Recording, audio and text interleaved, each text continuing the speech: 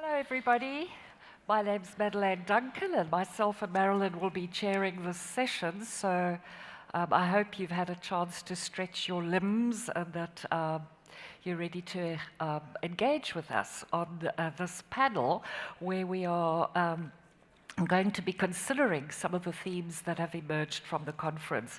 So Marilyn and I welcome you to this panel presentation, during which the panelists will share comments on the themes that have been emerging from the Congress. We invited the WFOT program, a WFOT program convener from each of the 7 global regions to participate. So they are from your right to left, Peter and Ndaa are from the African region, Athena, Tsai from the Asia Pacific region, Liliana, Alvarez from the Latin American region, Lesley, Garcia from the Caribbean region, Sandra Bressler from Canada and USA, Mirela Burlău from UK, Europe, and then finally Hashim Tariah from the Arabic region. What we did was that we asked each panelist to recruit theme listeners to help them identify key points arising from the Congress program that they thought warranted consideration in their region. The panelists then met yesterday with theme listeners to synthesize their respective insights into one or two overarching themes with proposed actions for regional post-Congress consideration. So the session will unfold as follows. Marilyn will first give a brief overview of the WFO Global Health Policy Directions, after which each panelist will present their deliberations, a summary of their deliberations, and then we will take questions from the floor. So let's have fun together. I'm going to invite Peter. First Marilyn and then Peter. First you. Me, you. Okay, before I start talking about global health policy, I would just like to personally thank and congratulate Karen Whaley-Hamill for a very inspiring and thought-provoking keynote. And I particularly am most grateful for the confirmation through that keynote that WFOT are well and truly headed in the right direction. So thank you, Karen.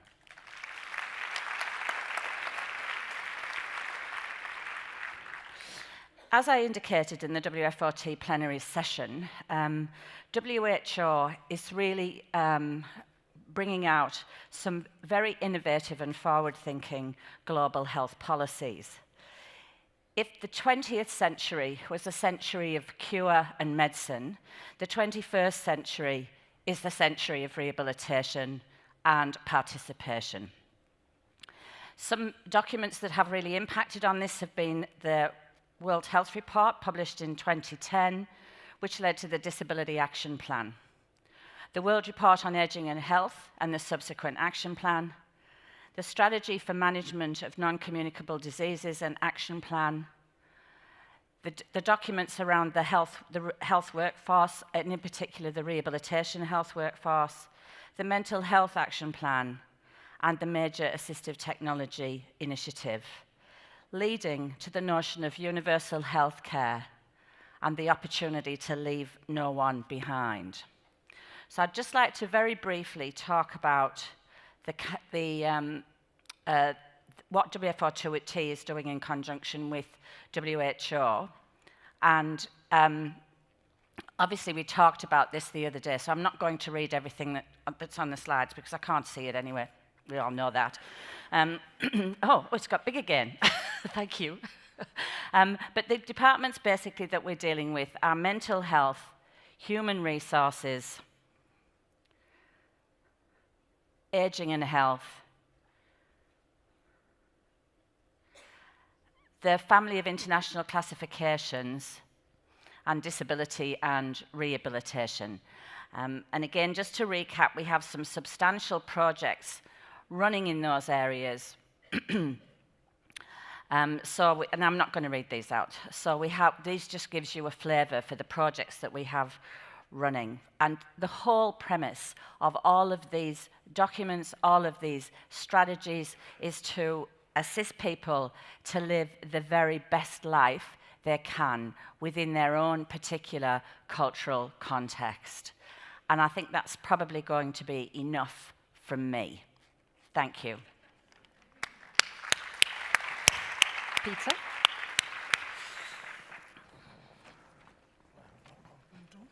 Yeah.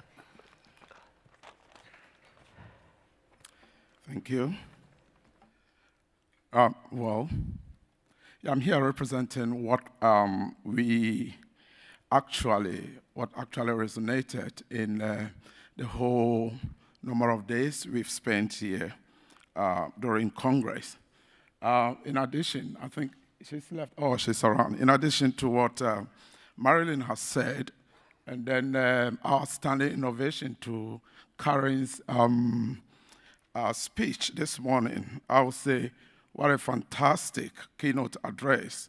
And I'm commenting on this because it's giving us the more opportunity to key into whatever she said.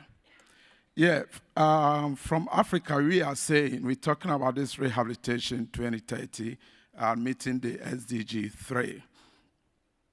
And,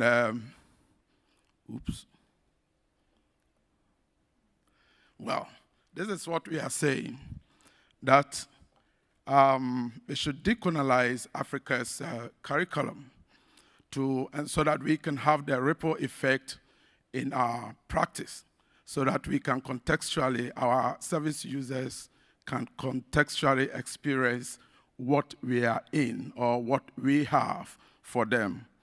So you can see us over there and then trying to make this point out clearly. We are saying there's a need to develop policies that promote relevant information gathering for rehabilitation practice in Africa. We are saying this because we realize that most regions in Africa lack relevant policies for rehabilitation. And we're also saying probably this due to the lack of data and statistics. That's inadequate research evidence in rehabilitation to inform policy formulation. We also say most countries lack contextually relevant assessment tools that capture the needs for rehabilitation for Africans. And we are saying all these have come as a result of probably inadequate occupational therapy professionals in most African countries. So we're coming up with a regional action. We are saying it will be very good to use information communication technology to disseminate information on rehabilitation. We're looking at occupational therapists who we have learned to be linking other MDT members to service users. We've heard this word, gluing other professionals together to reach service users. We are also saying ICT could be a means to promote access to knowledge on rehabilitation. We further on talking about the need to increase participation and engagement in occupation. We further on talk about promoting reintegration in the community. And the other point is to support, to educate more occupational therapists in Africa. And then lastly, we're talking about this, there should be easy accessible support from WHO, as we heard from our rep, Satish.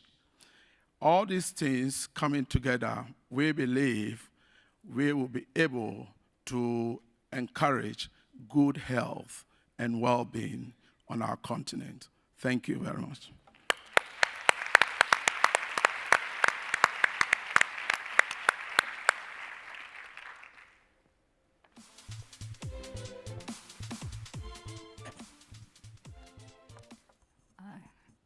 Hello, good afternoon.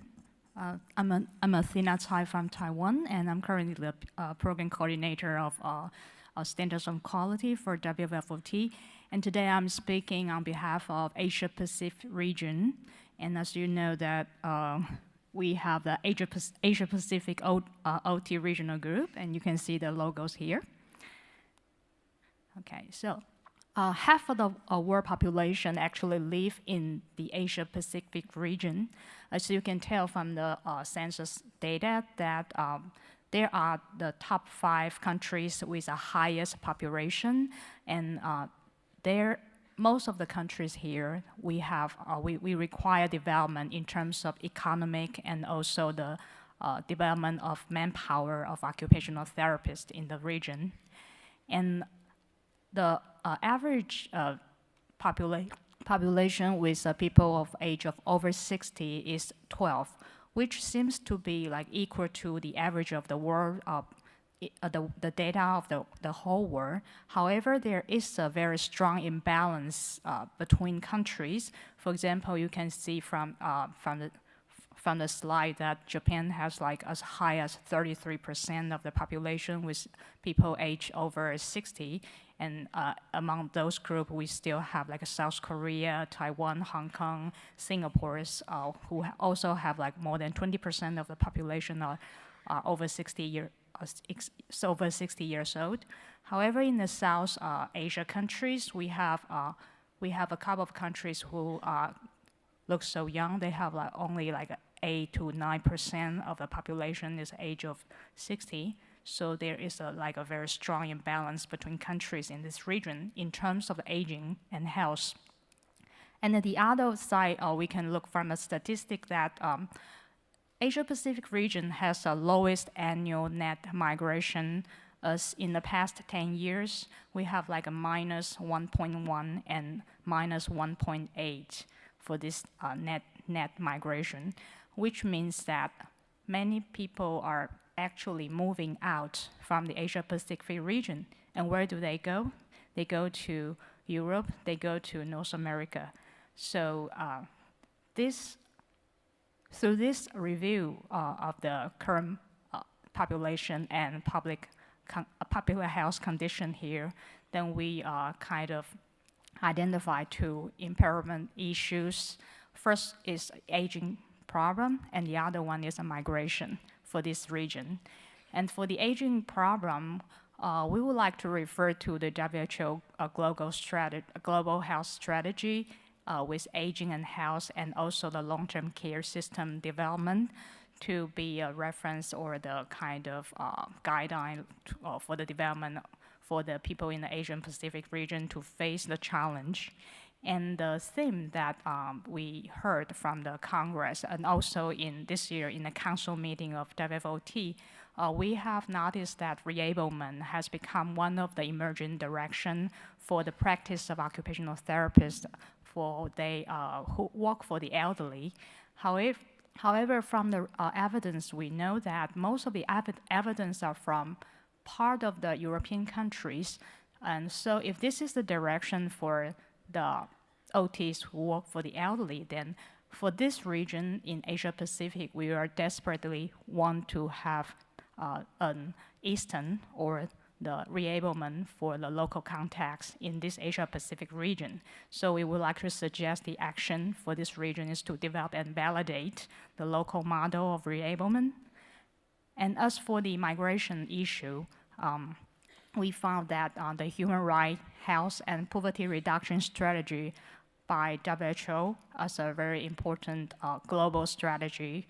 And what we heard from the opening keynote speech by Dr. Ilwani is they have putting a great emphasis on occupational consciousness. And for people like in Asia Pacific region, perhaps that the new issue is that there are more and more Asia Pacific people moving to other countries, and actually they are minority who living in another continent or in another country. So that is kind of across the region, and it's not an issue back home in the Asia Pacific country. It also become an issue in in North America and also in Europe. So the suggested action that we would like to raise for the Asia Pacific region is that we would need to put an effort for the advocacy of occupational justice, not only through the person, but also the family, community, professional organization, nationally, and also regionally and globally. And to achieve this to goal or to make those actions successfully, we definitely need to have a collaborative effort from each occupational therapist, not only from Asia Pacific region, but it's from all over the world. And also we need to have a collaborative effort through the member organization and the regional group, as well as WFOT and WHO. Thank you.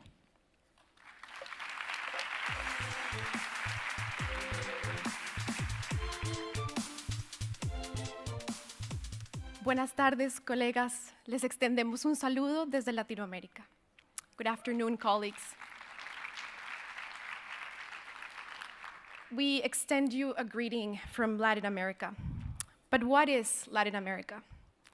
Often referred to as a whole, as one place, Latin America is truly a very diverse group of nations with different cultural backgrounds and heritage that really stems out of the diversity of our ancestors and the First Nations peoples that inhabited our territories. So diverse, yes, but also a sisterhood of nations that have shared similar struggles and similar wounds. Colonization, military dictatorships, war, corruption, just to name a few. And it is through these challenges that with time and with effort, we have learned to stand together, to resist together. So when a group of us met and discussed what it is that we take from the WFOT 2018 Congress, we thought we would summarize it in a lesson and a call to action. The lesson can be best captured by Professor Eluani Ramugundo's words in her keynote address when she said occupational therapists must be activists. And Latin American occupational therapists are and must continue to be committed to embracing the political nature of occupational therapy practice. In 2016, the World Health Organization published a report exploring health inequities. And they said something that we found fascinating, that there seems to be a gap between the rhetoric around the unjustness of inequality and the practice of implementing change. And Latin American occupational therapists are committed to stepping into that place and making change happen. So our call to action is this: we need more and more aware occupational therapists in Latin America who are committed to first healing our cultural identity, to recovering what is truly ours, the knowledge that belongs to us, and the occupational therapies, as we often refer to them, that are truly ours. And two, to embracing, defending, and promoting occupation as a human right, because only then will we be able to truly build societies that leave no one behind. Thank you.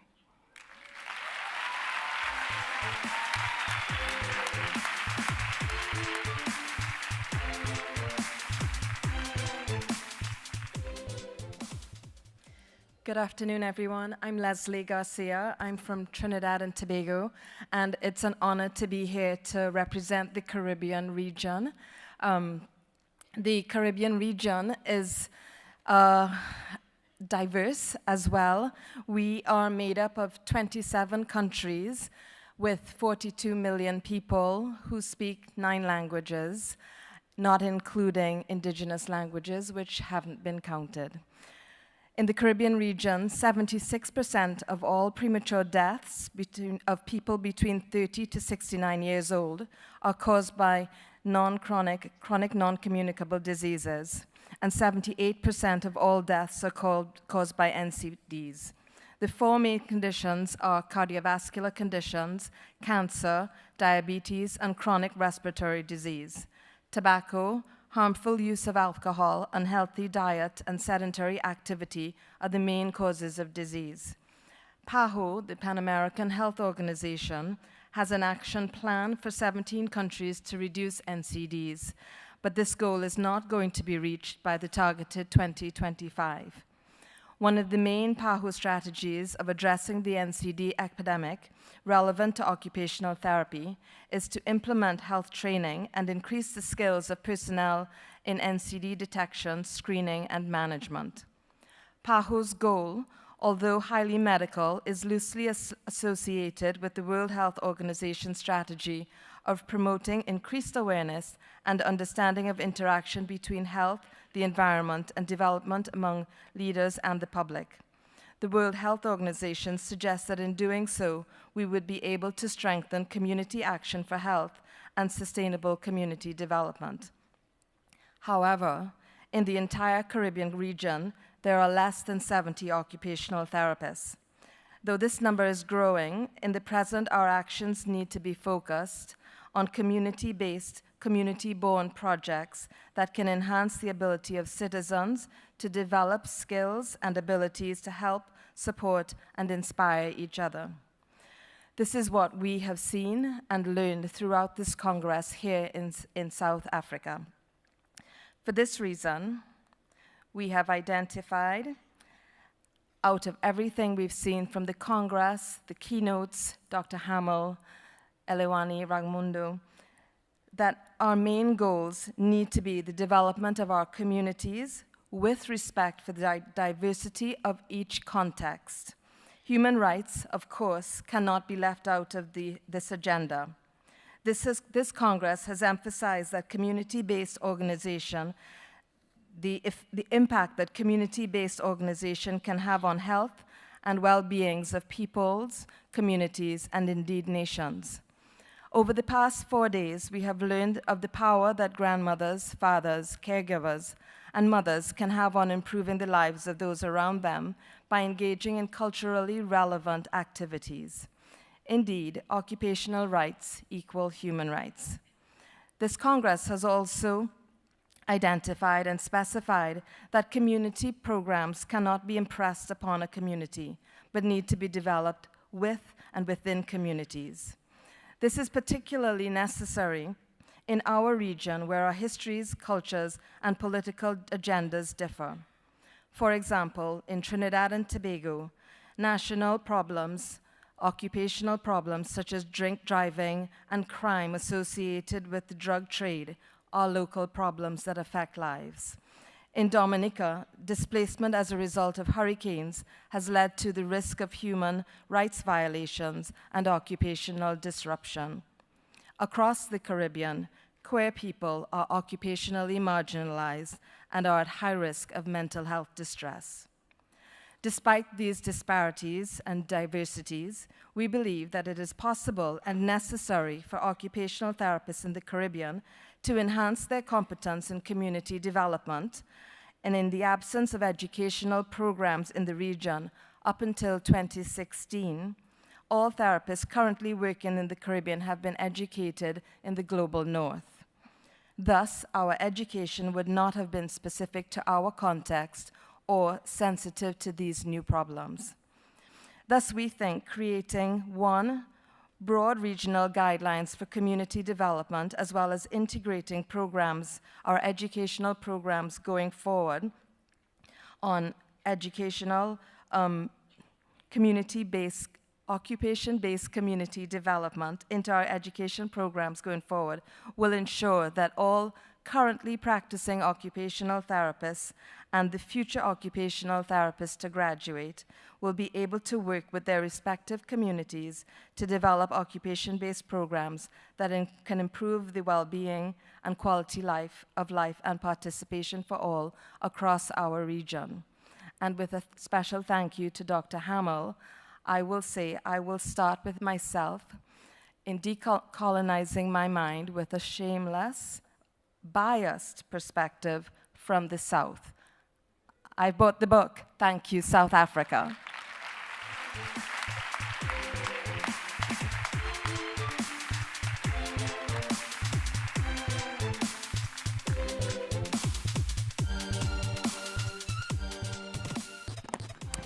Good afternoon. My name is Sandra Bressler, and today I have the privilege of sharing thoughts from Canada and the United States of America.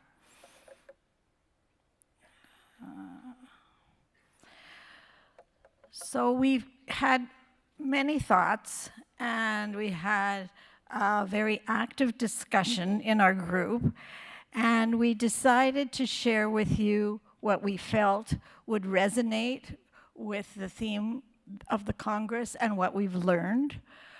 And we wanted to share with you our context. So firstly, we wanted to share a key issue in public health. And I don't believe that this key issue is unique to our region, but it is certainly a very important public health issue. In both of our countries, access to universal quality health and social services and supports is really a concern for our citizens. In terms of well-being,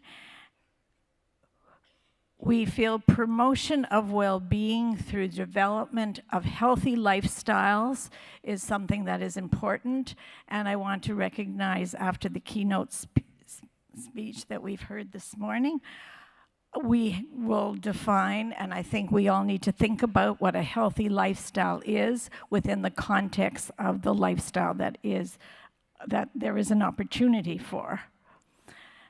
Human scale developmental challenges. There is isolation and inequality because of age, social status, stigma, and sexual orientation in our region. Trauma, including violence, abuse, and bullying.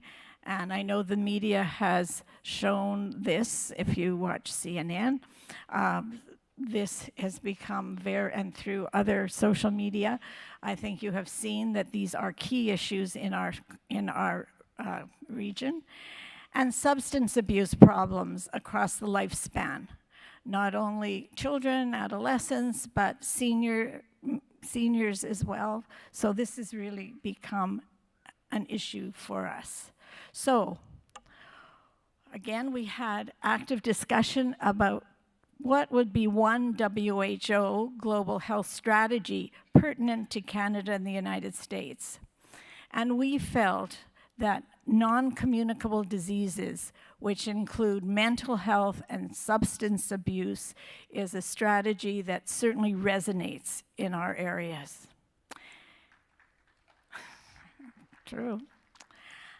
A theme that emerged from Congress that resonated with our regional imperatives, the importance of a therapeutic relationship in quality practice, embracing humanity, while challenged with the imposed time constraints and productivity standards.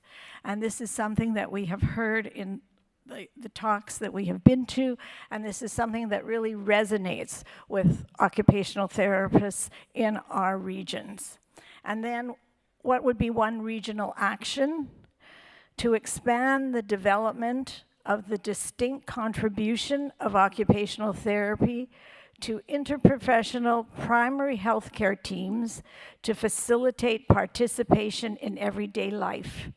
We feel that this is an important area. It's a growing area in both countries where occupational therapists really have the opportunity to engage with our clients, our patients, persons, whoever we are engaging with, to make a difference to their everyday lives. Thank you.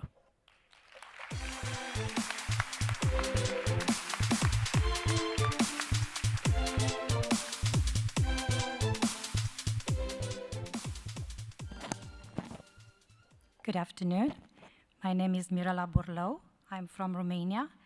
And first of all, I want to thank you for their input in preparing this presentation, to Elisabetta Roldao from Portugal, to Olya Mangusheva from Ukraine, to Yara Peterko from Austria, and to Sibyl Izugaran from France.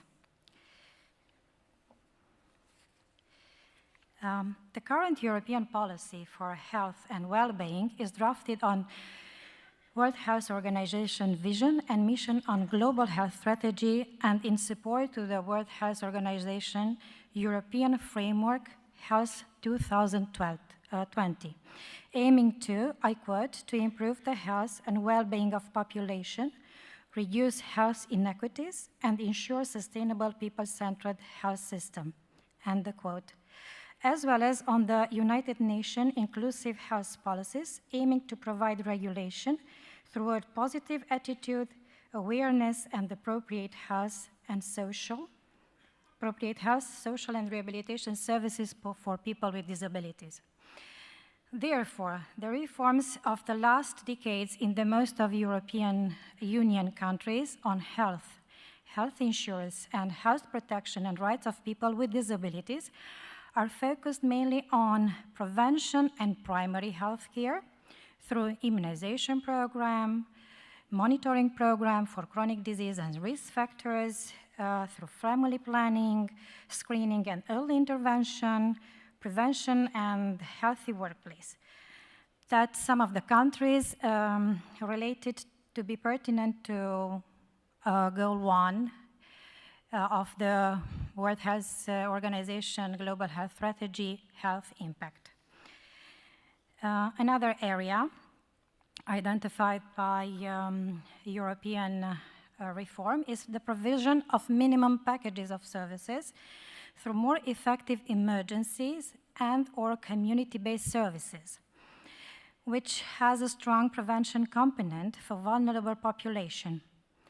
Also has been related to the goal number 2 of the World Health Organization Global Strategy, Health Security. Another area identified relevant for the EU reform is development of the private health area, which is well received by middle and upper income population, which basically is given by private companies to their employees as part of benefits package. And the fourth area has been established as being a clear relationship between health and social care system, ensuring that people with disabilities, basically who are registered within their national authority of people with disabilities, are included in the health protection program, social services, supporting rehabilitation centers, assistive technology, prevention program, and access to treatment and long-term care. To some extent, this area is related to the goal 3 or goal 4, depending on each country policy. Despite the strengths of the inclusive health policy in European countries, there are still weaknesses in providing this kind of services, which consists in low funding, unclear sustainability, stigma, disparity between accessing resources, poor communication and data collection, lack of experts and knowledge, as well as lack of awareness in general population on available community resources, which makes it a little bit difficult to implement the theory and the policy in reality. Therefore, during the Congress, we heard about healing work. We heard about activism and attitude, equity versus equality, policies relevance. And main of all, we heard about a call of action in rehabilitation and occupational therapy towards 2030 that urge us as professionals to action aiming to address human rights by developing or reviewing education programs in order to ensure that occupational therapists are equipped with proactive attitude, knowledge, and skills to deliver services, enabling them to design sustainable projects and program targeting deinstitutionalization, community-based rehabilitation, inclusive education, universal design, human displacement. Another action could be facilitate equal access to available and appropriate use of resources within the local communities through collaboration and networking, through strengthening our global profession, by partnering nationally as well as internationally, positioning the profession by embracing and advocating for position statement within our national policies in order to create a more environmental friendly opportunities for all. Thank you.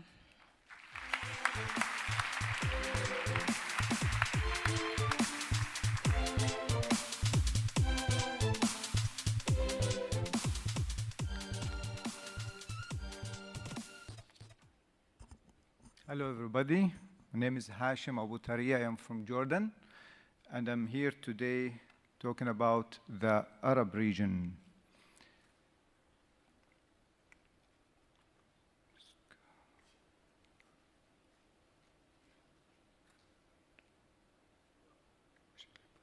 Okay, I'm sorry. Start a little bit with the history of occupation in the Arab world. Started in the 1980s on the services level. OTs came from USA, from Europe, provided services in various hospitals and rehabilitation centers until late 80s. An OT program started in Jordan in the diploma level, 1989, then moved in 1999 to 3 public universities, followed by other countries, Palestine, a couple of programs. Kuwait in 2009 started their OT program. Saudi Arabia 2010, followed by Morocco last year. And Lebanon also, they have another OT program. So out of the 22 Arab countries, only 6 Arab countries have OT programs. In that region, unfortunately, there are less focus on rehabilitation services.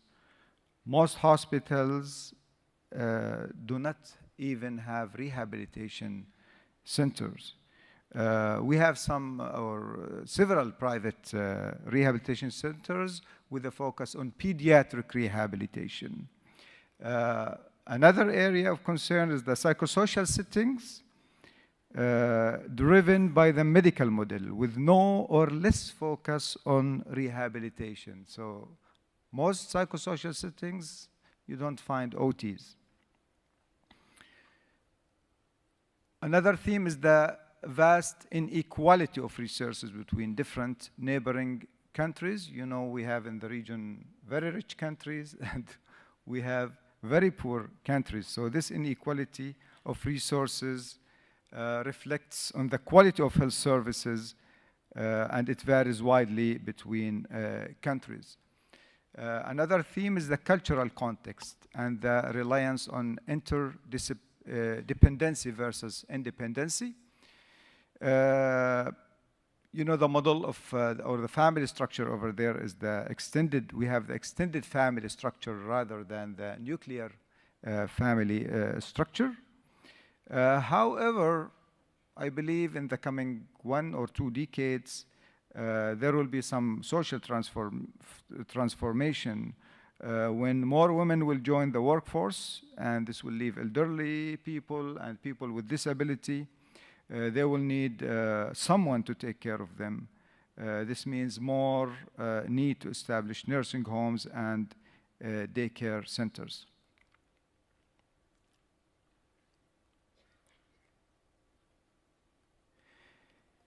Themes emerge from the WFOT Congress.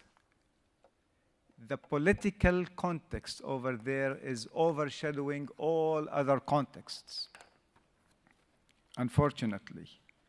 It influences the social context, the cultural context, the personal context, virtual, temporal, all contexts are influenced by this very strong and powerful context, not only in those countries. You know, those countries have lots of problems, humanistic issues, but it's all reflected on the whole Arab region. According to the United Nations, I just want to bring one example from Syria. According to the United Nations Refugee Agency, conflict in Syria still continues to drive the largest refugee crisis in the world. Over 5.6 million Syrian refugees, 2.6 million being children. 35% of Syrian refugee children are out of school. They face early marriages, and forced child labor are compounded by lack of livelihoods. So most concepts emerged or discussed in this Congress applies there. Occupational injustice, occupation apartheid, speaking about Gaza Strip, that's living under siege for the last 12 years. 50% unemployment rate, 750,000 living there in a place the size of 56 square kilometers.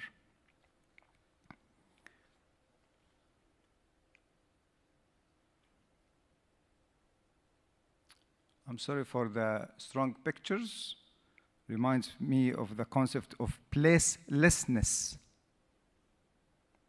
People around the world wake in the morning looking at the weather, right? However, in our region, we wake in the morning looking how many person or people were killed, how many houses were damaged, destroyed, and how many person displaced.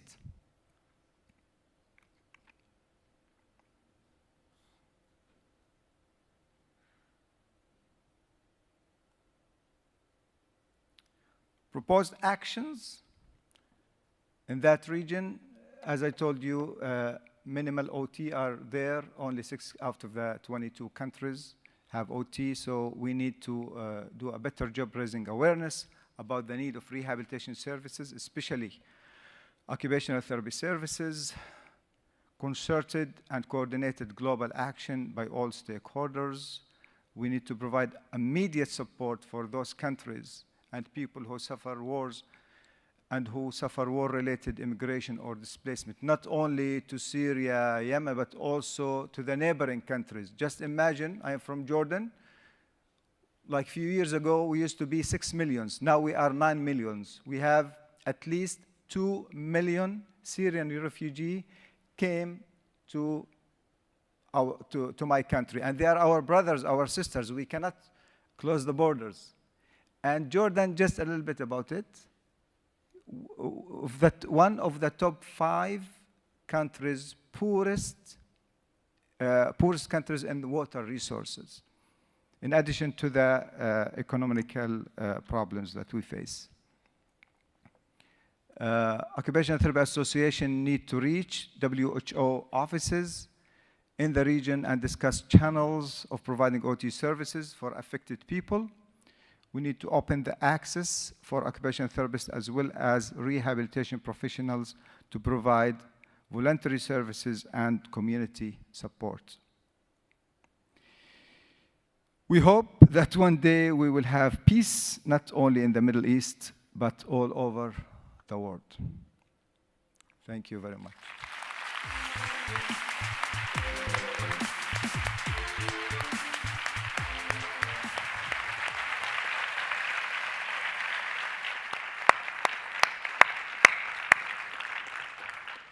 Thank you, panelists. I think you've provided a really clear picture of a small pinprick of issues that actually need to be addressed, but at least it's a starting point for going forward.